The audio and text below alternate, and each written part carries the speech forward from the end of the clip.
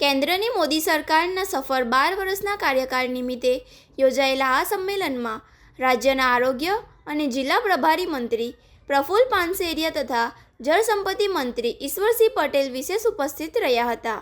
કાર્યક્રમ દરમિયાન મહાનુભાવોના હસ્તે વિકસિત ભારત પ્રદર્શનીનું ઉદ્ઘાટન કરવામાં આવ્યું હતું, જેમાં સરકારની વિવિધ જનકલ્યાણકારી યોજનાઓ અને વિકાસલક્ષી કામગીરીને આકર્ષક રીતે દર્શાવવામાં આવી હતી.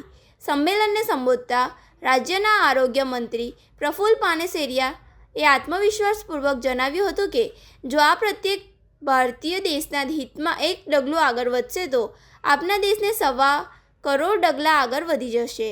તેમણે સરકારની કલ્યાણકારી યોજનાઓ છેવાડાના માનસ સુધી પહોંચે તેવો હોવાનો ચિતાર આપ્યો છે. જ્યારે જળસંપત્તિ મંત્રી ઈશ્વર પટેલે પ્રેરણાદાયી હાકલ કરતાં કહ્યું હતું કે સમગ્ર વિશ્વમાં ગુજરાત અને ભારતને અગ્રેસર બનાવવા માટે આપણે સૌએ કટિબદ્ધ અને પ્રતિબદ્ધ બનવું પડશે.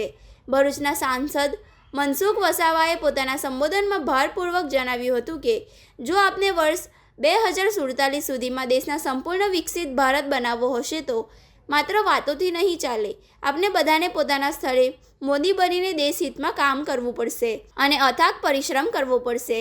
આ સંમેલનમાં કેન્દ્ર સરકારના છેલ્લા 12 વર્ષના શાસન દરમિયાન દેશભરમાં થયેલા ઐતિહાસિક વિકાસ કાર્યો અને વિવિધ ક્ષેત્રોમાં થયેલી પ્રગતિની વિસ્તૃત માહિતી આપવામાં આવી હતી.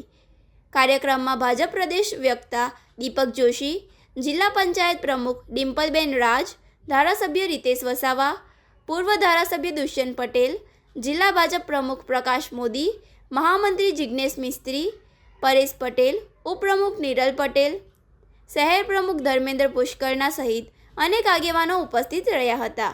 આ ઉપરાંત અંકલેશ્વર અને પાનોલી વિસ્તારના વેપાર ઉદ્યોગ સંગઠનના પ્રતિનિધિઓ, શૈક્ષણિક સંસ્થાઓ, સામાજિક સંગઠન, યુવા મંડળ તથા મોટી સંખ્યામાં જાગૃત નાગરિકોએ સંમેલનમાં ભાગ લીધો હતો. ઉપસ્થિત મહાનુભાવો વિકસિત ભારતના સંકલ્પને વધુ ગતિ અને બળ આપવા સૌને સક્રિય સહભાગી બનવા અનુરોધ કર્યો હતો.